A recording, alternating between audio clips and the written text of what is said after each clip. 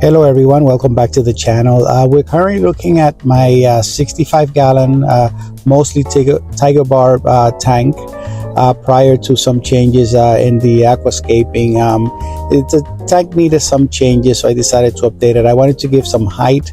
Now these fish, they think they're getting fed, so they're all over at the front. It looks a lot more crowded than previously. I wanted to use this piece which I recently purchased. Purchased it for an upcoming project, a 90-gallon tank, but I decided to use it here. This is as it looks currently. I was been using anubias a lot. I like them a lot, and there's a nice variety and choices of them. So the fish now are very active.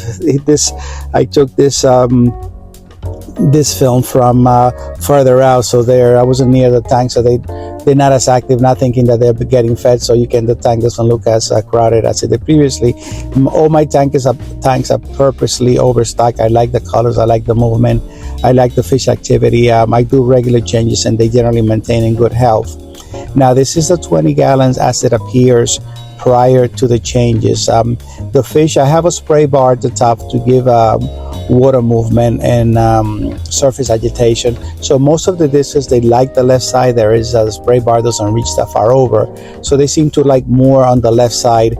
The tank just needed an upgrade, and I decided that I wanted to change something. My wife suggested, why don't you use this piece? This is a side view of the 120. This large driftwood, I had it on the 60-gallon tank. Proportionally, it was large to the 60-gallon, but she said, why don't you just move it instead and use the smaller pieces and the other tanks. The discs are now covering more areas of the tank. They seem to be a lot more comfortable. There's a few that were hiding under the polishing filter that is on the left rear. These stones here, they're called Taiji stones. They are Japanese stones. I like the texture, I like the round shape of them. I have seen them on prior videos in other YouTube channels, and George from Aquatic Concepts, I wrote to him. I saw one of his videos and he told me that you can get them at Amazon. So I got them. They cost roughly $50, 49 something. They're currently out of stock, but I'm waiting for a restock for the other tank that I will be setting up soon. Just brought the tank home today. So the discs, they seem more at ease. I like the way the aquascape looks now. The centerpiece again looks nice. I've added more plants. So it's looking pretty nice. I'm happy with it. I may do some other tweaking with other plants later. This is how that piece appeared in the 60-gallon tank. Again, I always liked the way it looks. So my wife has suggested that I change it before, but I always liked the way it looked in the tank. So here I'm just attaching some anubias to the thing. I'm using the gel type crazy glue and some nylon fishing string. Once the roots take hold of the wood, then I can always remove it later on. But for now, I'm just looking for the best position. That's one of the great things about fish keeping, how you can always change things around and just play with the aquascape and change things a little bit, as one would move furniture around in the house. So this piece, I had looked around earlier for the right piece, and I have found that, and it has been in the 60-gallon tank for over 2 years, probably 3 years, close to 3 years now. So this is it's a nice piece. It's a good size, and I just decided just to put it in the 120-gallon tank here.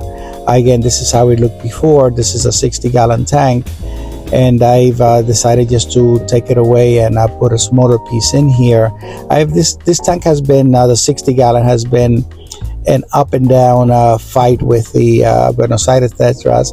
I like them a lot. I had them previously in my 120 initially when I first set it up, but they do love plants. I like to call them the plants piranhas. These are the Buenos Aires tetras. They school very nicely. I love the colors. They're probably about maybe 2 inches long, but they just love munching on plants. These cribs, they have not bothered them. Some of the lower anubias, if they're lower, they will not bother them too much. This is a piece of butternut squash that I periodically add. The plecas love them. Most of the fish, they munch on it too. So this piece, the crypts, they don't seem to bother at all. But I've tried a bunch of other plants, and I said it's been a trial and error as far as the plants are concerned. But I'll keep trying. Planning to add a little bit of moss to this. This is a new piece that I have for that one. I also moved the crypt to the back, so it gives a lot more open room. They have more room for swimming there. And there's a mixed community tank of a few barbs and some tetras. And you see that plant there at the front, that one had a very long pointed leaves. You can see now they have a rounded shape, and they are slowly munching it. Right now, after this video, currently only the stalks are left because they slowly will work on them and eat them all. The previous driftwood that was there, it was nicely escaped, and they all just ate everything. So for me, I do love the Buenos Aires tetras, so I'll continue trying different things and see what works. The Odessa barbs are part of this tank also. They do love playing in the crypts at the back. Thank you again for watching the channel and stopping by. I'll see you in the next video. Thank you. If you have not done so, please subscribe, share, like, and press the notification bell. Thank you for your support and visiting our channel.